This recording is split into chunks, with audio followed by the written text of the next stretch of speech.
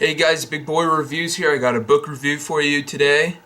He's still got it, guys. He's still got it. Stephen King's newest novel, Joyland. Right off the bat, I want to thank you, Mr. King, for giving me some amazing content that made me read my guts out. I've never read that much in single sittings. Yes, Joyland is Stephen King's newest novel. It's a ghost story, it's a mystery story, it's a crime story, and it's a love story all in one. There's a bit to this one, guys. I knew this was coming out, but like Stephen King's last novel, The One Through the Keyhole, I had forgotten the date. And the same thing happened to me with The One Through the Keyhole. I work at Walmart. I was walking from the break room to back on duty, and I see it sitting there on the book rack, and I'm like, that's mine now. I took that sucker home and had it finished within 24 hours. This is one of his better stories. I mean, this is the kind that I love. This is a coming-of-age story. It's not focused entirely on the horror aspect of, just trying to scare the crap out of you all the time, which it does. I'll get to that later. But that's not its main focus. It's got a little bit of the body to it. That's probably my favorite Stephen King novel of all time, next to The Long Walk. And because of the body, I loved coming-of-age stories, and then once I got a little bit farther into Joyland and found out it was similar, I just could not put it down, and that's simply why I read a 300-page novel as fast as I did. Let's talk about the story. This, like many of other Stephen King's better works, is from a first-person narrative. Our main character is Devon Jones, who is actually writing the story 40 years after the events that they actually took place. This time he is writing about is when he was 21 years old. Summer vacation was coming up. He was going to be getting out of college, and Devon Jones reminds me a lot about myself. And it's kind of creepy. It's actually reminding me of what I'm doing right now. He's a college student and is getting out on summer vacation. Which that's what I'm doing right now. He has a beautiful girlfriend that is his first love, and he loves her dearly. Her name is Wendy, and he cannot wait to spend his summer off with her. But when she moves to a different state and then secretively starts getting involved with another guy, he gets into a depression and has to find something else to move on to, which is very hard, and it's pretty sad to read about. That something is Joyland. This is where Devon starts a new journey into his life, and Joyland is not something that you would think to be such a good thing to go for, but it really touches a part in his heart for some reason. Joyland is basically a carnival. I mean, it is nothing like Disney World, as the book describes many times. It's actually very small. It's a little bit more rustic. And it's just some place you can go to sell fun. The first third of the book is mostly describing the events he goes through starting out as a new employee at Joyland. He talks about the people he meets, which there are a lot of awesome, colorful characters in this book. He talks about wearing the fur, which you find out is the amusement park's mascot, which is Howie the Happy Dog. And it's this big suit that he has to wear in 100-degree weather and go and dance around kids with. And the book takes place in North Carolina, so yeah, it's a little bit hot there. You really feel a sense of independence with Devon, and you know that this is really his first time venturing out into the world without parental guidance. And he's basically, pathing his own destiny, and it's really awesome to see, and Stephen King did such a good job writing the coming-of-age aspects of this book.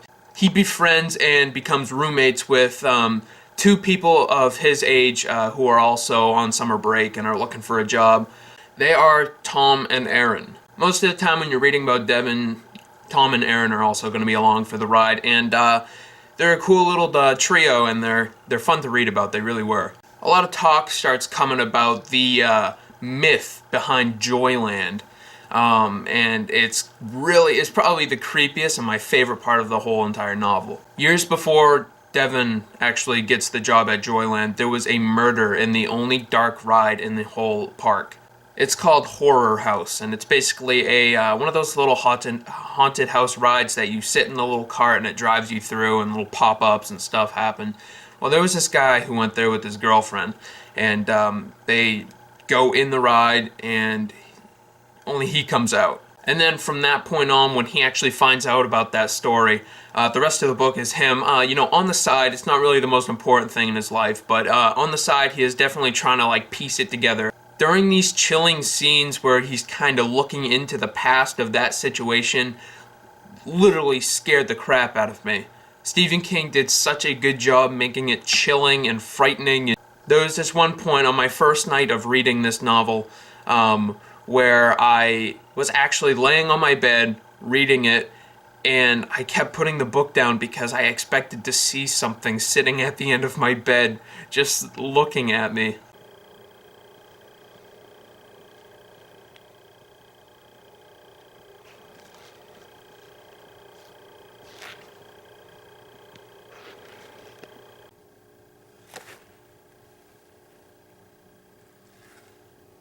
But that's Stephen King for you.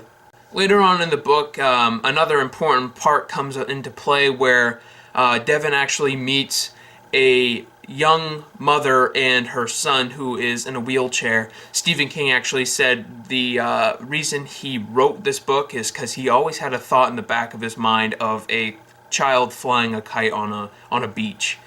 And that's where this plot comes into play. The boy really wants to be more adventurous than his mother will allow him to, and that's kind of another veering arc of the story which Devon takes part of. I gotta say that was probably my least favorite part of the whole story, even though it's what Stephen King obviously wanted to be the most memorable scene of the book. But in the back of my mind, all I could think of was trying to piece together this murder mystery.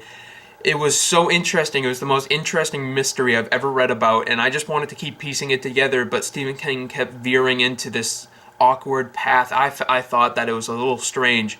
Even though it was my least favorite part of the book, I still really enjoyed it. But the murder mystery that I enjoyed the most was almost put in a back seat for about probably 60% of the novel. I loved the characters so much in this book. Like, they were very well done. Although above everybody else, I gotta say, my favorite character was the carousel operator named Lane Hardy. He's hilarious. I mean, he's a really charming guy. He always is, saying rhymes and stuff. He reminded me a lot of Dr. Seuss, and there's a point in the book where Devon actually calls him Dr. Seuss. He's just awesome. He's awesome. He's hilarious. I love how this cover was put together. It has such a noir feeling as the book had.